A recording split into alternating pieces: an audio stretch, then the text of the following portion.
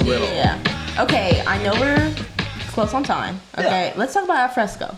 Yeah. Let's talk to the people about motherfucking Alfresco seating, what's important about it, what the fuck is going on with it. Alfresco, Alfresco is feel like sitting outside. It's the sitting outside. Oh, I thought that was the think one it you was put the on my cheese. TV I thought it for was a the cheese. I thought it was the cheese. You know what I mean? But it very much is sitting outside. And that came like really to be in the pandemic, which it just feels like, why the fuck would I not want to sit outside? We're in LA. It's 70 degrees all year, 10 months out of the fucking straight year. Up. Like, why would we not? Like, what is the issue? Well, so I think Fresco refers to basically what was the permit that were issued during the pandemic, so that you could serve outside. Yeah. Right. One side, there was two versions. There was basically on your own private space, which would be like in your parking garage or a parking lot, whatever. Yeah. And then there was in the public right of way, which are the parklets that are in parking spots and any seating that's on the sidewalk. Right. Okay. So the application process for Fresco when it was created was basically, I have a restaurant, you show up, they say yes, you pay $500 and you get it, and now you can serve outside. Gotcha. Which absolutely, to your point about the weather and just about like what makes a city dynamic. Yeah, exactly. Right. Also, how do restaurants influence neighborhoods? We have the lights on, get people outside. Yeah. It changes the safety of the neighborhood. There's responsible people on the block 100%. that are standing outside, right, and that are watching out for everybody because it's in their best interest. And not to mention, to do so. people in LA do not walk on the sidewalks. No. So like, what the Everybody's fuck? getting out of Ubers. Exactly. Motherfuckers don't walk on the They should sidewalk. be for seating. They're not walking anywhere. My mind is fucking blown. Always walking up. They're walking to their Uber And to get 3 blocks. they're- So like, what the fuck? It's Yeah. Or they walk in the street. Well, what it does too, exactly. right, as a program, is that the people that it benefits the most are the smallest of the operators. Correct. 100%. The smaller you are, the more this extra seating really matters, right? The other part about it is there's a reality to any restaurant that doesn't serve beer and wine, where anything else that you're going to sell requires more work. Every time you cook food, someone's got to cook it, right?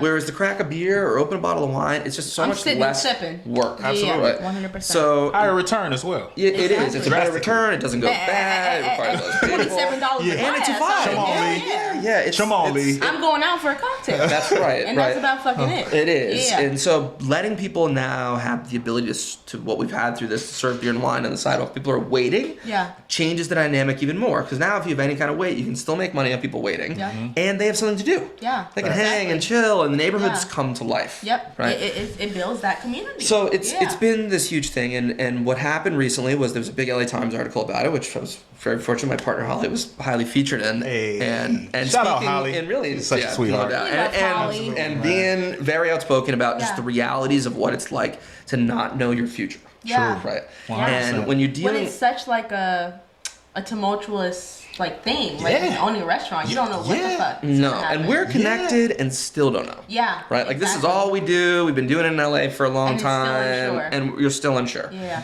So the impact of that was, I think 265 people showed up at this hearing to speak on behalf of keeping the Fresco program streamlined. That's insane. We got a letter from the city that Karen Bass then stepped in and kind of took up the issue and was like, you need to keep this streamlined. That's right. And it was a huge... That's what the people want. So, it is. It was a huge win. And I think what it also exposed is the realities of what it takes to open a restaurant or to do business, right? And so you mentioned being in East Hollywood, right? Yeah. And some of our new projects, we're going to be in Cypress Park and we're going to be in Eagle Rock, right? Hey. We love Eagle Rock. We love Eagle Rock. Okay, yeah. So, okay, we got to talk about Yucca too, because you're in the desert. I'm in Yucca Valley. We know, like, what the actual fuck. That part. Real quick, just give me a rundown, man. You know, just so the people know, man. How many restaurants do you have, and how many do you have on the way? So we People can't get one going. It's hard enough. I know it's hard enough.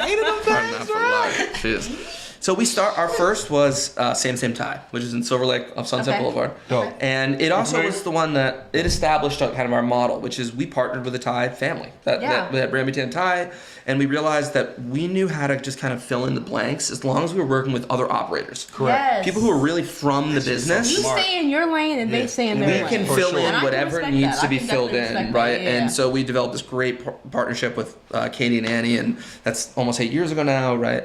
And that was our first project, Okay. right? And from there, we developed enough trust and just the ability to raise capital. Yeah. And again, like all the stuff about permitting, about all this stuff, capital is the only way to get through it. Yeah. Absolutely. So I say all this stuff knowing how fortunate we are, like, because without it, you can't move forward. You're just stuck. 100%. So we were able to raise capital, and we signed a lease to do Found Oyster. Dope. And of which we pick spaces often usually because we don't want super heavy commercial areas. Okay. We want to be in a commercial zone, obviously, because you have to be based on zoning. But I don't want to be one restaurant of 50 on a block. Right. Yeah. Right, I right. was gonna say, like, what was the like Exclusivity. driving thing? Yeah, there's just a lot of people living nearby. Yeah. It's just Makes like sense. a lot of people Yeah. nearby, That are right? looking for Densely somewhere to go. populated. Looking for people to Yeah. go, and two is, especially in Los Angeles, I love finding 2-lane roads. With only 1 lane of traffic each way. It's just less busy. He's dropping hints, Right? y'all. It's just Like, you can run across the gems. street. Is you Yeah. motherfuckers picking up what he's putting down? Okay, please That's free pick it up. game. Another one that Okay. we look for, Free game. Straight up. trees. You said freeze? Trees. Trees? Oh, yeah. Trees. Parks, huh? Trees, parks, trees, anything green. Yeah. I want a well-planted street. We're trying to make something that feels romantic. Yes. We're not in control of the And you're not sidewalk. about to Dope. plant the fucking Damn. They plant. won't let you. Exactly. They'll cut that shit down. Yeah, okay. Right? So I'm looking for Gems is well-planted. dropping. That I part. want well-planted Okay. streets. It just changes the It environment. does. It especially really does. in The LA. whole vibe. Everyone's Definitely. looking for the It aesthetic does. thing. And then I sure. look for old construction. I don't want glass and steel. I'm typically looking for brick or stucco or Well something built. Can't with stand you. something with charm. All this fucking knowledge. Like, what the fuck? Well, I guess that's kind of the point, right? Is Yeah. that it's such a complicated business when it's all said and done. Yeah. That really what you're trying to do is just make your best decision in every category that you can. Correct. The best lease with the best partners Yeah. and the best And concept that's all that you can do. fits the neighborhood and that moves on. So, in terms of you mentioned Frogtown, Yeah. right? And that you never heard of it. I have never heard It was of called fucking Elysian Valley Frogtown. before, right? And how businesses and residences, Rebrand has been insane. how things end up in these neighborhoods, Yeah. how things gentrify, and Yeah. how do restaurants play a part in that. Now, are you and going to what- be in South Central anytime soon? South Central. Because the white folks are coming to South Central. I'm waiting for that Without a coffee doubt. shop. You know what I mean? Like, I'm waiting for the coffee shop. We're working on that play. We're working on that play. Well, I For think- sure. I think for one, the way that I'll tell you how I think we'd like to address this Okay. issue, and then I'll talk about what I think how to improve it on a greater scale, right? Which is, on one end, our feeling is that we now have the ability to build and make restaurants. Yeah, wherever Correct. you want. Which thus means we have a responsibility as well to do them in a way that is sustainable. Yeah. Correct. And but benefits the community. That benefits the community Yep. and our partners, and I don't mean investors. I mean Yeah. partners who Partners. are operators, Absolutely. right? Stakeholders, Who for become real. owners Yep. by work, right? Right. And so you have chefs and GMs, not just back of house people, Right. Yeah. people who can become owners by working with us, and Yeah. that we want them to be owners. Yeah. Now, of all my venues, I spend less time in them except for dining than most operators, and Yeah. the reason why is those people that are managing them are my partners. Absolutely. They have real stake in this shit. Yeah. You've been to Found Oyster It plenty. matters to them.